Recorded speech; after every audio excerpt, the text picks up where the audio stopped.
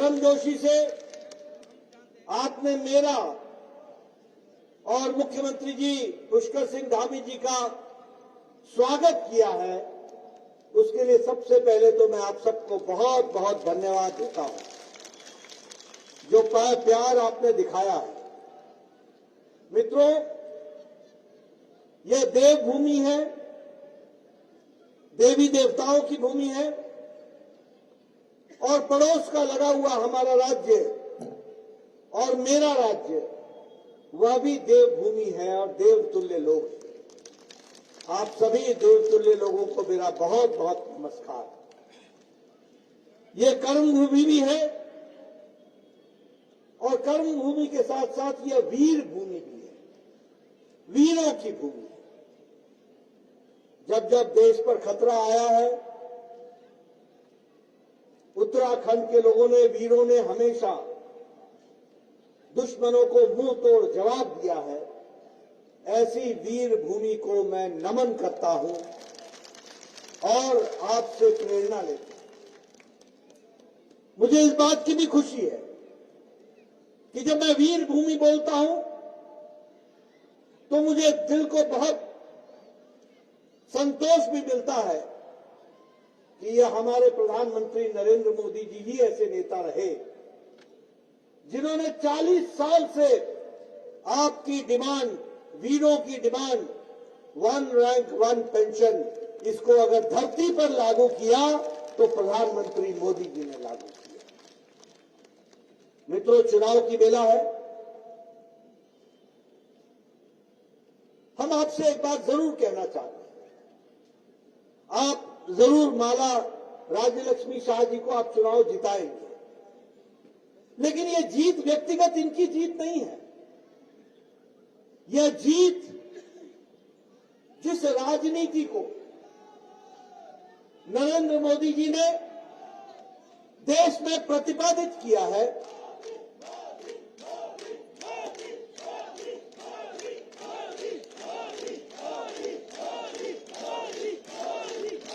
जिस राजनीति को मोदी जी ने प्रतिष्ठापित किया है, उस राजनीति को आपका आशीर्वाद और आपका समर्थन चाहिए। इस कारण से मैं आया। और जब मैं समर्थन की बात करता हूं तो पहले राजनीति क्या होती थी? राजनीति होती थी भाई को भाई से लड़ाओ, जातिवाद के आधार पर वोट मांगो, माइनॉरिटी और मेजॉरिटी के नाम पर वोट मांगो, वोट बैंक की राजनीति करो, अलगाववाद को बढ़ावा देते हुए, तुष्टीकरण की राजनीति करते हुए अपने आप को गद्दी पर बैठाओ। ये राजनीति कांग्रेस ने 70 साल चलाई। लेकिन प्रधानमंत्री मोदी जी ने राजनीति की परिभाषा बदल डाली है। अब राजनीति की परिभाषा बदल गई है। अब कोई व्यक्ति जाति के आधार पर जीत नहीं सकता। अब कोई व्यक्ति अलगाववाद पर जीत नहीं सकता। अब कोई व्यक्ति और पार्टी तुष्टीकरण की राजनीति में नहीं जीत सकता। अब सिर्फ मोदी जी के नेतृत्व में एक ही राजनीति चलेगी, वह है विकासवाद की राजनीति, विकासवाद की राजनीति। पॉलिटिक्स ऑफ परफॉर्मेंस, काम करने का, परफॉर्मेंस करने का की राजनीति करनी होगी। पॉलिटिक्स ऑफ रिपोर्ट कार्ड, हमने क्या किया है लोगों के लिए, इस पर राजनीति चलेगी। तुष्टीकरण पर राजनीति अब नहीं चलेगी, जातिवाद पर नहीं चलेगी, वोट बैंक की पॉलिटिक्स पर नहीं चलेगी, अकाउंटेबिलिटी पर राजनीति चलेगी। ये मोदी जी ने एक नई परिभाषा देश को दी है। अभी अभी आपने देखा, कुछ दिनों पहले जातिगत जनगणना की बात चली, जातिगत जनगणना की बात चली। भारतीय जनता पार्टी ने भी कहा कि जातिगत जनगणना से हमारा कोई दुराव नहीं है, वो अच्छी बात है, होना चाहिए। लेकिन जातियों के आधार पर देश को बांट देना यह गलत है। और इसीलिए मोदी जी ने कहा ज्ञान, गरीब, जी फॉर गरीब, वाई फॉर युवा, ए फॉर अन्नदाता और एन फॉर नारी शक्ति। जब गरीब की चिंता होगी, जब युवा की चिंता होगी, जब अन्नदाता की चिंता होगी, जब नारी शक्ति की चिंता होगी, तो सारे देश की चिंता हो जाएगी और देश आगे बढ़ जाएगा। इस तरीके की बात करी। मित्रों, आप सब लोग हमारी श्रीमती माला राज्य लक्ष्मी जी को चुनाव में कमल के निशान को आप अपना समर्थन देने वाले हैं। लेकिन समर्थन क्यों देने वाले हैं? आपको याद है ना, एक लंबे समय तक हमारे गांव बिना बिजली के रहे हैं। याद है कि नहीं है आपको? याद है कि नहीं है? पहाड़ों में, गांव में बिजली नहीं थी, आपको याद है ना? जब मोदी जी प्रधानमंत्री बने तो 18,000 गांव बिना बिजली के थे। 18,000 गांव। आप सोचिए क्या विकास हो रहा होगा। वहां बिजली नहीं, बच्चों की पढ़ने की सुविधा नहीं, लालटेन में पढ़ा करते थे। कैसी जिंदगी होगी। लेकिन आपने मोदी जी को आशीर्वाद दिया और मोदी जी ने 1000 दिन के अंदर, 1000 डेज के अंदर 18,000 गांव में बिजली पहुंचाई। अब कोई गांव बिना बिजली के नहीं है। ये भारत की बदलती तस्वीर। मुझे यहां का नहीं मालूम, मुझे बताया गया कि बहुत से लोग हिमाचल प्रदेश के भी हैं, बड़े लोग पहाड़ा देवी यही थी। तुम्हें जो याद है ना, पानी ले आने वास्ते कहला चक्की के 3-3 किलोमीटर दूर जाया करते थे। 3-3 किलोमीटर दूर। मैं सच्ची गिलाया करता हूं, मैं सच बोल रहा हूं। 3-3 किलोमीटर घैला पानी का लेने के लिए जाते थे कि नहीं जाते थे? आज हर घर नल, हर घर जल, इसको साकार किया है तो प्रधानमंत्री मोदी जी ने किया।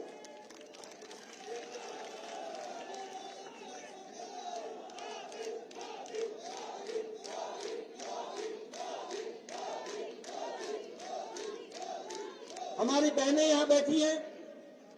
आज से 10 साल पहले गांव में शौचालय के लिए उनको खुले में जाना पड़ता था। सूर्योदय और सूर्यास्त का इंतजार करना पड़ता था। आज 12 करोड़ शौचालय इज्जत घर बना करके बहनों को इज्जत देने का काम किया है तो प्रधानमंत्री मोदी जी ने किया। ये विकास नगर तो मैदानी इलाका है, लेकिन आप सब लोग बड़े दूर दूर गांव से आए हैं। आज से 10 साल पहले उन गांव में सड़कें नहीं थी, पैदल जाया करते थे। और मेरा पहाड़ जो था वो तो ये बोलता था, इंचियां जाइए या ऊंचियां जाइए, इस रास्ते से जाए या उस रास्ते से जाए, जाना तो पैदल ही पड़ेगा। कहते थे कि नहीं कहते थे? आज, और मैं अगर आपको अपने समय की याद दिलाऊं, दामी जी, हमारे यहां कोई शादी होती थी ना, तो लोग बारात में अपना बिस्तरा भी साथ ही लेकर के जाया करते। याद है आपको?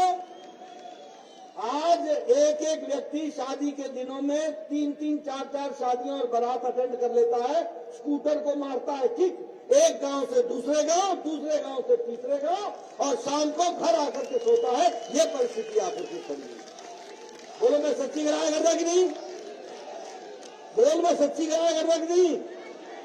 सच बोल रहा हूं कि नहीं?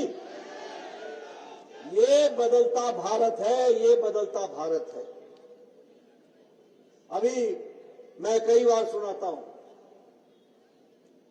आपको सिर्फ याद दिला रहा हूं। 10 साल पहले क्या होता था। हमारी बहनें, जब मैं यूनिवर्सिटी में पढ़ा करता था और उसके बाद भी जब मैं एमएलए बन गया, तो सवेरे 5 बजे मुझे गांव में जंगल में आवाज सुनाई देती थी, खट खट खट। हमारी बहनें 5 बजे सुबह उठ करके जंगल में जाकर के लकड़ी काटा करती थी, बोझा ढो करके लाती थी,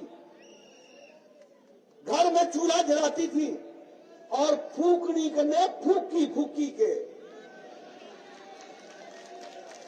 मैं ठीक बोल रहा हूं कि नहीं बोल रहा हूं? फूकनी से फूक फूक कर चूल्हा जलाती थी और 200 सिगरेट का धुआं अपने छाती में, अपने फेफड़ों में लेती थी। आंखों से पानी आ जाता था, तब जाकर के घर में चाय बनती थी। और आज हमारी बहनों को मोदी जी ने आजाद किया, 10 करोड़ उज्ज्वला योजना में गैस के कनेक्शन पहुंचाए। अब हमारी बहनें तक से लाइटर जलाती है और 5 मिनट में चाय पिला करके देती है।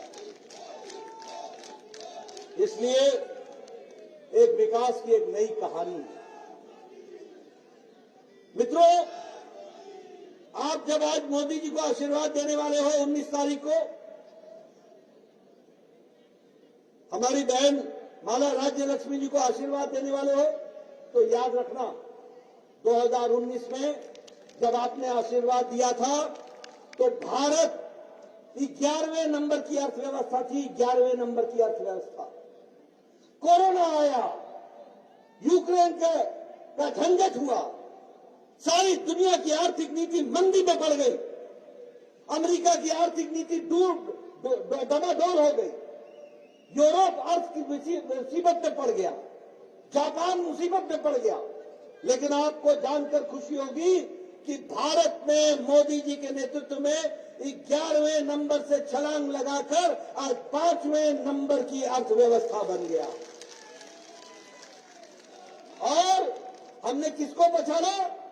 ब्रिटानिया को, ब्रिटेन को। वो इंग्लैंड जिसने हमको 200 साल राज किया, उसको पछाड़कर मोदी जी ने भारत को 5वें नंबर पर पहुंचा दिया।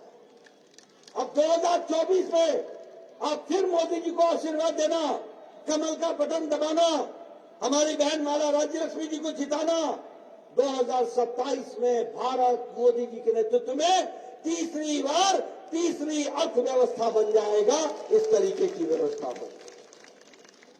मित्रों, आपको जानकर खुशी होगी, आज प्रधानमंत्री गरीब कल्याण अन्न योजना में 80 करोड़ की जनता को 5 किलो गेहूं या 5 किलो चावल, 1 किलो दाल मुफ्त में दी जा रही है।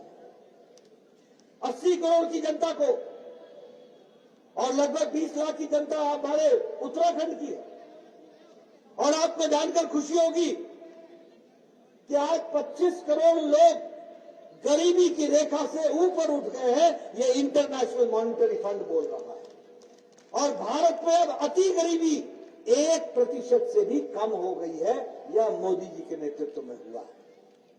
उसी तरीके से आवास योजना मैंने अभी पिथौरागढ़ में भी सुनाया, मैं आपको भी सुनाना चाहता हूं। मैं 1993 में एमएलए बन गया था, 1993 में, और विपक्ष का नेता बन गया। 1993 में मेरा BDO, block development officer, Munna ji सुनिएगा, आपको याद होगा, वीडियो आता है, और कहता था, नड्डा साहब आपको खुशखबरी सुनाते हैं, एक पंचायत में आपको 2 इंदिरा आवास योजना मिली है, बताओ ये 2 इंदिरा आवास योजना किसको दे? मैं कहता था, भैया तू ही रख ले, यहां तो 100 बीमार 1 अनार कहां डालेंगे, किसको देंगे? एक पंचायत में 2 घर, इंदिरा आवास योजना, बड़ी बड़ी बातें करते थे। अरे प्रधानमंत्री मोदी जी ने 4 करोड़ आवास योजना बना करके दिए हैं, और प्रधानमंत्री आवास योजना में 4 करोड़ पक्के घर बना के दिए। और आपको जानकर खुशी होगी, सुन लो मेरी बात, आपको जानकर खुशी होगी कि 1 लाख घर उत्तराखंड में बने हैं, और विकास नगर में 20,000 घर आवास योजना में बने हैं। यह पक्के मकान बनाने का काम है। और एक बात और बता दूं, मोदी जी का संकल्प है, इस देश में कोई भी कच्चे मकान में नहीं रहेगा, उसको पक्की छत दी जाएगी। इस तरीके से हम काम करेंगे। मित्रों, ये मुन्ना जी भी लंबे समय से एमएलए रहे हैं, गणेश जोशी जी भी बड़े लंबे समय से एमएलए रहे हैं, हमारे निशंक जी भी एमएलए और एमपी रहे हैं, हमारे धन सिंह रावत जी भी रहे हैं। इन सबसे पूछना, ये सब चिट्ठियां लिखा करते थे मुख्यमंत्री जी, मैं आपसे निवेदन करता हूं, मेरे इलाके के व्यक्ति का बाईपास का ऑपरेशन होना है, हार्ट की सर्जरी होनी है, 1.5 लाख रुपए लगना है, ये अति गरीब है, इसको पैसे की अनुशंसा करें, कृपया 1.5 लाख देने की कृपा करें। और तब पैसा मिलता था 75,000, कभी 80,000, कभी 90,000, बाकी लोगों से हम जुटाते थे। ये स्थिति थी कि नहीं थी? ये थी कि नहीं थी? मोदी जी के नेतृत्व में उन्होंने कहा, मैं स्वास्थ्य मंत्री था, उन्होंने कहा नड्डा कुछ बड़ा सोचो, और प्रधानमंत्री जी ने तय किया, भारत के 55 करोड़ लोग, 40% की आबादी, जो गरीब आबादी थी, कौन थे ये लोग? 55 करोड़ लोग, रिक्शा वाला, ठेले वाला, सब्जी वाला, लिफ्ट मैन, बस का ड्राइवर, बस का क्लीनर, ट्रक का ड्राइवर, ट्रक का क्लीनर, बाल काटने वाला, कपड़े सिलने वाला, ऐसे गरीब लोग, कूड़ेदान से प्लास्टिक इकट्ठा करने वाला, ऐसे गरीब लोगों को, 55 करोड़ लोगों को मोदी जी ने आयुष्मान भारत में 5 लाख रुपए सालाना गंभीर बीमारी से लड़ने का इलाज।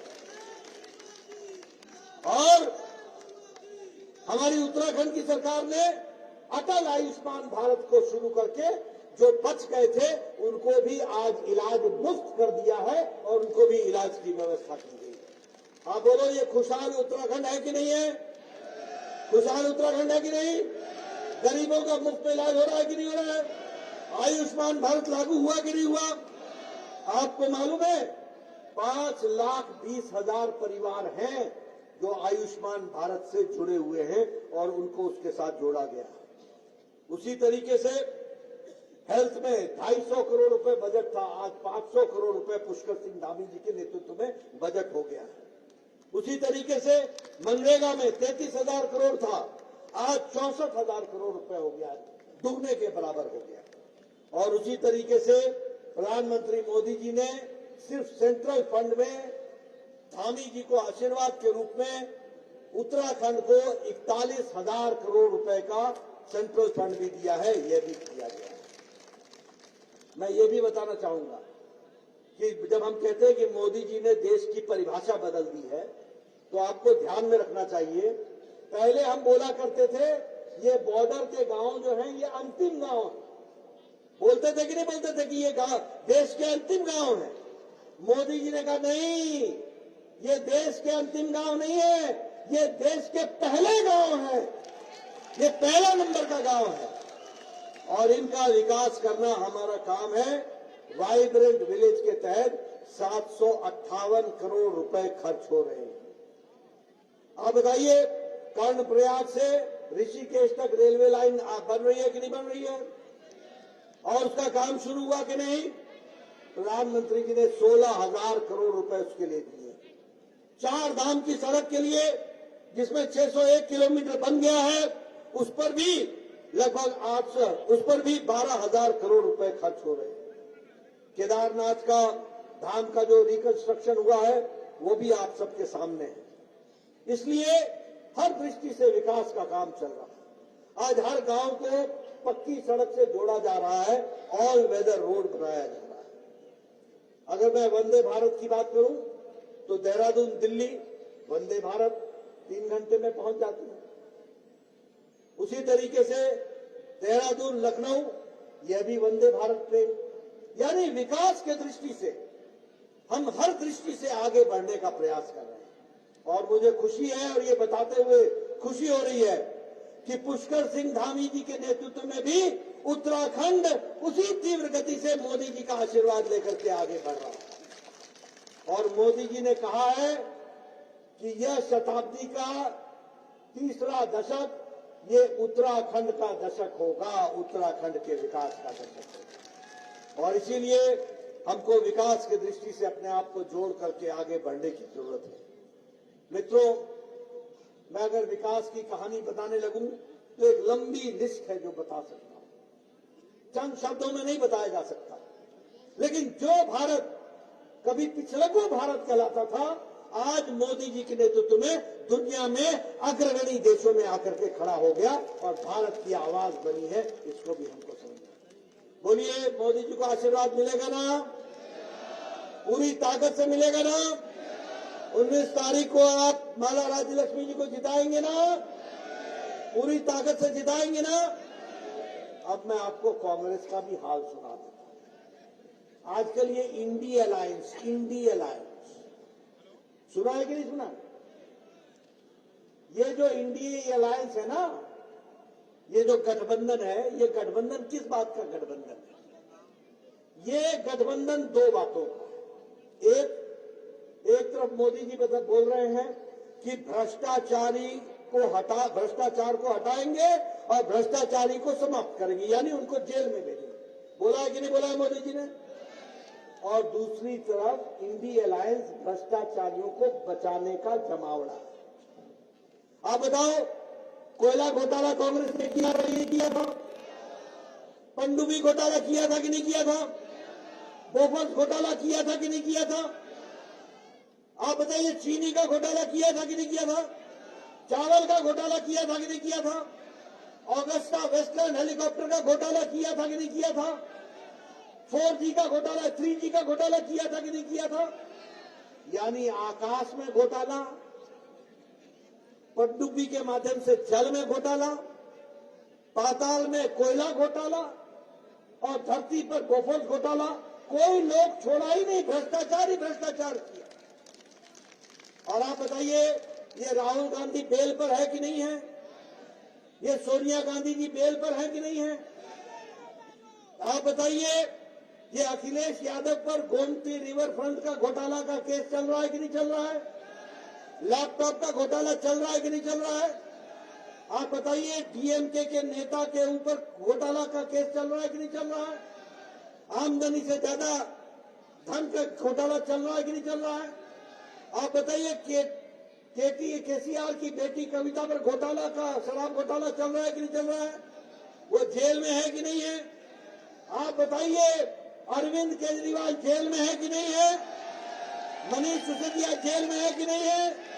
सत्येंद्र जैन जेल में है कि नहीं है? पी चिदम्बरम बेल पर है कि नहीं है? ये सारे नेता या तो बेल पर हैं या जेल में। कोई बात नहीं, ये भ्रष्टाचारियों का जमावड़ा है, भ्रष्टाचारियों का जमावड़ा। दूसरा, ये परिवारवादी पार्टियां, ये अकेली भारतीय जनता पार्टी है जो प्रजातंत्र तरीके से आई है, जहां एक चाय बेचने वाले का बेटा भी भारत का प्रधानमंत्री बनता है और प्रजातंत्र को ताकत देता है। और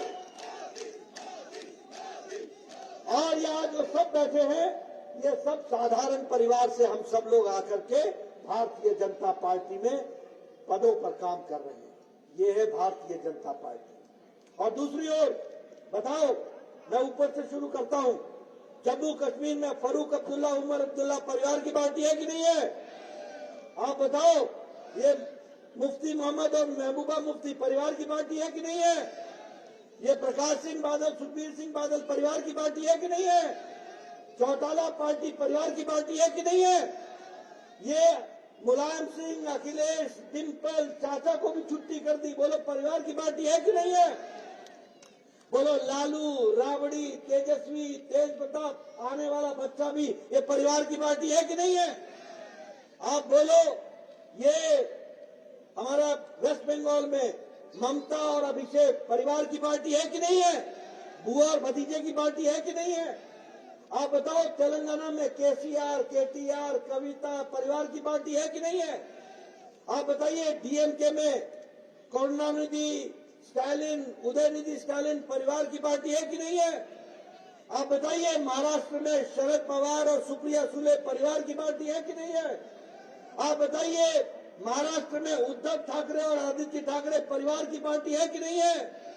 आप बताइए, कांग्रेस पार्टी, सोनिया गांधी, राहुल गांधी, प्रियंका गांधी परिवार की पार्टी है कि नहीं है? ये सब परिवारों की पार्टियां हैं। ये सिर्फ परिवार को बचा रही हैं, इनको आपसे कोई लेना देना नहीं है, इनको आपसे कोई मतलब नहीं है।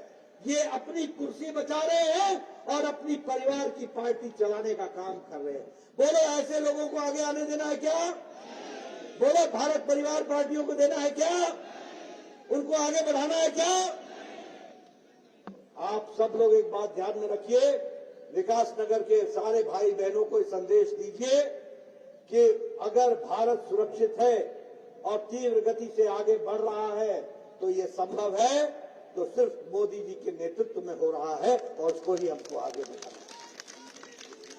बोलिए 19 तारीख को कमल का बटन दबेगा, माला राज्य लक्ष्मी जी का आशीर्वाद मिलेगा।